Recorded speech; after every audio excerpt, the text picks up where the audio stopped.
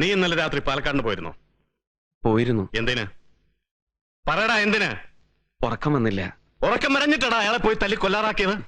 ഈശ്വര, അതെ, അവന്റെ കൈ തല്ലി ഒടിക്കാണ്ട് എനിക്ക് ഉറക്കം വന്നില്ല. കൈ തല്ലി ഒടിക്കുക?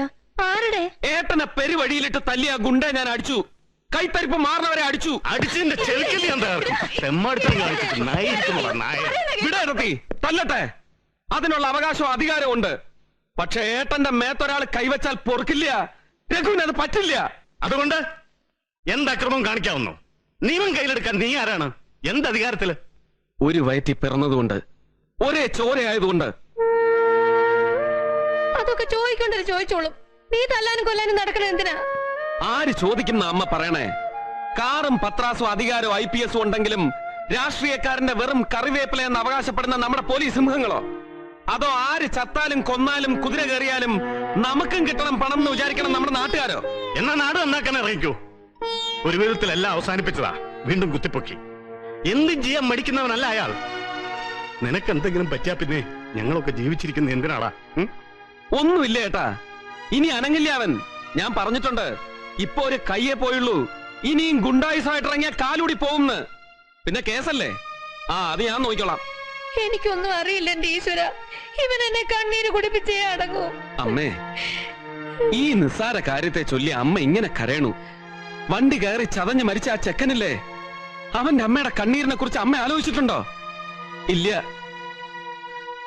രഘു കണ്ണീര് കുടിച്ചാലും അമ്മയും ഏട്ടനും ഏട്ടത്തെയും മക്കളും ഒന്നും കണ്ണീര് കുടിക്കാൻ രഘു സമ്മതിക്കില്ല.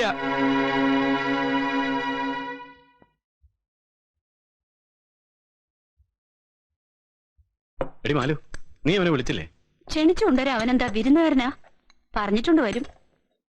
ചെലപ്പോ പിണങ്ങി കിടക്കുകയാണെങ്കിലോടി ഞാൻ പോയി വിളിച്ചോണ്ട് വരാം. അമ്മ അവിടെ ഇരിക്കെ, അവൻ വരും. പിണങ്ങാനായിട്ട് ഞാൻ വല്ലതും പറഞ്ഞോ? പറഞ്ഞോടി. വാ തുറന്നേയില്ല. വെളിച്ചപ്പാട് വാളെടുത്ത പോലെയാ. നീ പിടിച്ചില്ലായിരുന്നെങ്കിൽ അടി കഴിഞ്ഞേനെ. ഞാൻ അടിക്കും. എന്തേ? എന്നേക്കാ വളർന്നൊന്നും ഞാൻ നോക്കില്ല. എനിക്ക് ദേഷ്യവും സങ്കടമൊക്കെ വന്നാൽ ഞാൻ അടിക്കും. അച്ഛൻ പോലീസായോണ്ടാ? എന്താ ഒരു ചിരി? എടി മാലു, നീ അവന് ചോറ് വിളമ്പ്. പിന്നെ വിളമ്പി തന്നാലല്ലേ എനിക്ക് ഉണ്ണാനറിയൂ. അത് ഏട്ടന്. ഏട്ടത്തി വിളമ്പിയില്ലെങ്കിൽ ഊണ് മുടങ്ങി. അതറിയാൻ പാടില്ല അഞ്ഞിട്ടാ. അതിന്റെ സുഖവും സന്തോഷവും ഒന്നും ഇവനറിയില്ല അല്ലേടി. വള്ളത്തോൾ കവിത വരട്ടെ, അപ്പൊ അറിയാം. വള്ളത്തോൾ കവിത ഇപ്പൊ ഇങ്ങോട്ട് കാണാറേ ഇല്ലല്ലോ. പഞ്ചകല്യാണി സമ്മതിക്കണ്ടാവില്ല. പഞ്ചകല്യാണിയോ? അതാരാ? ലേഖചെറിയമ്മയുടെ അമ്മയ്ക്ക് ചെറിയച്ഛനിട്ടിരിക്കുന്ന പേരാ പഞ്ചകല്യാണി. അത് ശരി. ഹേയ്, ഞാൻ അങ്ങനെയൊന്നും പേരിട്ടിട്ടില്ല കേട്ടോ. ഇവന്റെ അമ്മായിമ്മയ്ക്ക് ആ പേര് തന്നെയാ ചേർച്ച. ഇന്നാളെ എന്റെ അടുത്ത് വന്നിരുന്നു. 1 മണിക്കൂർ കംപ്ലൈന്റ്. ഇവൻ അവളെ പഠിക്കാൻ സമ്മതിക്കുന്നില്ല, ചുറ്റിത്തിരിയുന്നു, വട്ടം തിരിയുന്നു, അങ്ങനെ ചെയ്യണു, ഇങ്ങനെ ചെയ്യണു. ഞാൻ പറഞ്ഞില്ലേടി, ഇപ്പൊ ഇവനെ അങ്ങോട്ട് വിടരുത്, പറഞ്ഞ് കൺട്രോൾ ചെയ്യണമെന്ന് എന്നെ പറഞ്ഞ് ഏൽപ്പിച്ചിരിക്ക. അത്ര ബുദ്ധിമുട്ടാണെങ്കിൽ പിന്നെ എന്തിനാടാ നമുക്ക് ആ ബന്ധം? വേറെ പെൺകുട്ടികളില്ല ലോകത്ത്. ഇവൻ ഒന്ന് മൂളിയാ മതി, പെൺകുട്ടികളുടെ ഒരു പട തന്നെയുണ്ട്. ഒരു 2 ഡസൻ ഫോട്ടോ ഇപ്പൊ എന്റെ കയ്യിൽ ഇരിക്കണുണ്ട്. നല്ല പവന്മാർ കുട്ടികള്, അതും വലിയ വലിയ കുടുംബക്കാര്. ഏട്ടാ, ലോകത്ത് ധാരാളം പെൺകുട്ടികളുണ്ടാവും, പവന്മാർക്കും കുടുംബക്കാരും, അങ്ങനെ പലതും. പക്ഷെ ലേഖ ഒന്നേ ഉള്ളൂ.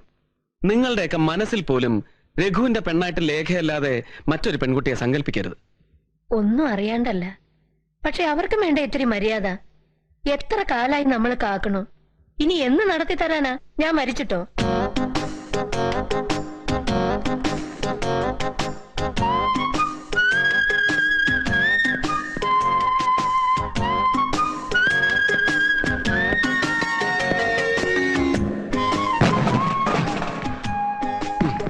ഹലോ. ഓ റീന, ഒന്ന് മാറി തരുമോ? എനിക്ക് ഇവളോട് 2 വർത്താനം പറയണം. എന്ത് രഘുട്ടാ? എടി ചൂലേ, നീ നിന്റെ അമ്മയും കൂടെ ഞങ്ങളായിട്ട് കൊരങ്ങളിപ്പിക്കുക. കോളേജ് ലൈബ്രറി ആണ് കേട്ടോ, അപ്പുറത്തെ സ്റ്റാഫ് റൂമിൽ അമ്മയുണ്ട്. അതുകൊണ്ട് ഞാൻ പേടിക്കണോ? വേണ്ടി വന്നാ നിന്നെ ഞാൻ ഈ കസേരയോടെ പോക്കും, അറിയോ? എന്നിട്ട് ഞാൻ വണ്ടിയിലിട്ട് കൊണ്ടുപോകും. എങ്കിൽ പിന്നെ എന്തിനാ വൈകിക്കണേ? കൊണ്ടേക്കൂടെ? എന്താ മിണ്ടാത്തെ? ഞാൻ റെഡി. അത് പിന്നെ അന്തസ്സായിട്ട് കെട്ടിക്കൊണ്ടുപോകണമെന്ന് ആഗ്രഹമുണ്ട്. എന്നാൽ അങ്ങനെ ചെയ്യണം സാർ. ഇത് വെറുതെ എന്റെ അടുത്തൊന്ന് ചൂടാവുന്ന എന്തിനാ? അതിന് എത്ര പ്രാവശ്യം എന്റെ ഏട്ടനും ഏട്ടത്തെയും നിന്റെ അമ്മയടുത്ത് വന്ന് പറഞ്ഞു. എടി, നീ ജോലി ചെയ്തുകൊണ്ട് വന്നിട്ട് വേണമല്ലോ എനിക്ക് ജീവിക്കാൻ. അതിന് മംഗലത്ത് ഗോവിന്ദൻ ഇഷ്ടം പോലെ ഉണ്ടാക്കിയിട്ടുണ്ട്. രണ്ടു കൊല്ലം മുമ്പ് എന്റെ അമ്മ എല്ലാം പറഞ്ഞില്ലേ രഘുവിനോട്? അപ്പൊ ഒക്കെ തലകുലിക്ക് സമ്മതിച്ചു. അത് പണ്ടാരടങ്ങാൻ. നിന്റെ ഒടുക്കത്തെ ഈ തീസിസ് ഒരു കൊല്ലം കൊണ്ട് സബ്മിറ്റ് ചെയ്യുന്നല്ലേ കരുതിയേ? ഇനി മോള് ഡോക്ടറേറ്റ് എടുത്തില്ലെങ്കിൽ നിന്റെ അമ്മ വെള്ളം ഇറങ്ങാണ്ട് ചത്താലോ? കൊല്ലം രണ്ടായി. സബ്ജക്ട് വിചാരിച്ച പോലെയല്ല, ടഫാ. ഓ പിന്നെ ടഫ്. വള്ളത്തോൾ കവിതയിലെ ദേശഭക്തി നീ ഗവേഷണം നടത്തി കണ്ടുപിടിച്ചിട്ട് വേണമല്ലോ. കേറി 4ാം ക്ലാസ്സിൽ പഠിക്കുന്ന ചെക്കനോട് ചോദിച്ചാൽ അവൻ പറഞ്ഞു തരും. ടഫ്. ചിരിക്കണ്ട ചിരിക്കണ്ട, അത്ര ഭംഗിയൊന്നുമില്ല. അപ്പൊ ഇന്നാളൊരു ദിവസം പറഞ്ഞു എന്റെ ചിരി കാണാൻ നല്ല ഭംഗിയുണ്ട്. കോളേജ് ലൈബ്രറി ആണെന്നും ഞാൻ നോക്കില്ല. പിടിച്ചു ഞാൻ. ആ. എന്റെ അമ്മേ, പഞ്ചകല്യാണി.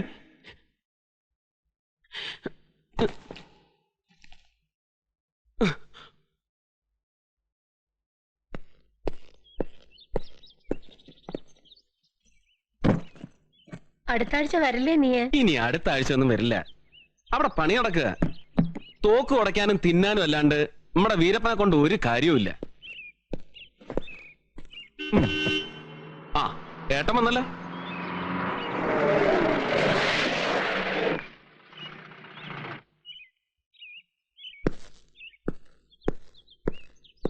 ഞാൻ വിചാരിച്ചു നീ സ്ഥലം വിട്ടിട്ടുണ്ടാവുന്ന. രാവിലെ തൊട്ട് പോവാൻ തുടങ്ങിയതാ. വന്നാ വന്നിടത്ത്, പോയാ പോയടത്ത്. അതല്ലേ സ്വഭാവം.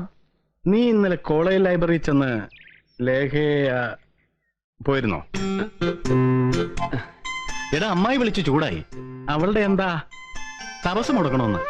അമ്മായി പറഞ്ഞതും ശരിയാ. കോളേജ് ലൈബ്രറിയിൽ ചെന്നാ പോലും തപസ് മുടക്കല്ലേ. ലേഖ എന്നെ വിളിച്ചിരുന്നു. ഇന്നലെ രാത്രി മുഴുവൻ അവളെ ചീത്ത പറഞ്ഞ് കണ്ണു പൊട്ടിച്ചു അത്രേ. ആ തള്ളയുടെ പിണ്ണം വെക്കാൻ ഒരു തപസ്. അവർക്ക് ഞാൻ വല്ല പാഷാണം കൊടുത്ത് കൊല്ലുട്ടോ. ആ വെറുതെ ഞങ്ങൾ പോലീസുകാർക്ക് പണിയുണ്ടാക്കണ്ട. Bye bye. ആ അമ്മേ, പുഞ്ചാനപ്പോനോടൊന്ന് പറഞ്ഞേക്ക് ഇനിയെങ്കിലും എടുത്തിയാട്ടൊന്ന് നിർത്താൻ. എന്തേ? ഒരു മെക്കാനിക്കിനെ ഗാരേജിൽ കയറി തല്ലിയാൽ യൂണിയൻകാർ കൈയും കെട്ടി നോക്കി നിൽക്കുവോ? ഒരു വിധത്തിലെല്ലാം പറഞ്ഞൊതുക്കാൻ ഏതൊക്കെ കഴുതകളുടെ കാല് പിടിച്ചെന്നറിയോ? 25,000 രൂപയും കൊടുത്തു. എങ്ങാനുള്ളതുകൊണ്ടെല്ലാം നടന്നു. അല്ലെങ്കിലോ?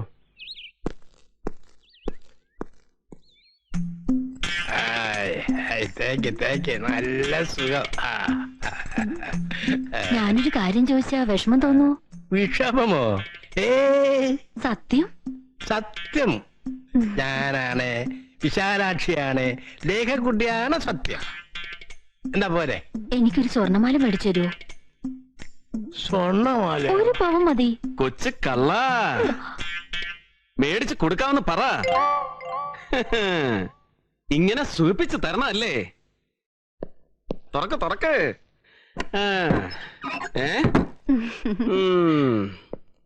ഇപ്പോഴല്ലേ റിട്ടയർഡ് ഡെപ്യൂട്ടി ഡയറക്ടർ കേശവപിള്ളയുടെ വിവരം മനസ്സിലാവണത്. ഇത്രയും നാളും എനിക്ക് പാര വെച്ചത് ഈ സൗകര്യത്തിനാണല്ലേ? മോനെ, നീ ആരോട് മിണ്ടിപ്പോരുത്. നിനക്ക് ഞാൻ ഒരിക്കലും പാരാവില്ല. പാരയാവില്ലല്ലോ? ഇല്ല. പാരയായാൽ ഈ കൊട്ടൻ ചുക്കാതി വേല ലോകം മുഴുവൻ അറിയും. നാട് നീളം ഞാൻ പോസ്റ്റ് ഒട്ടിക്കും.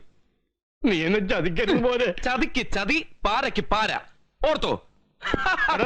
അവള് പഠിക്കാണ്. വിശാലാക്ഷി കാര്യപ്പോ വന്നാ വരട്ടെ പഞ്ചകല്യാണി. മിണ്ടിപ്പോയാൽ കൊട്ടൻ ചുക്കാതി. ആ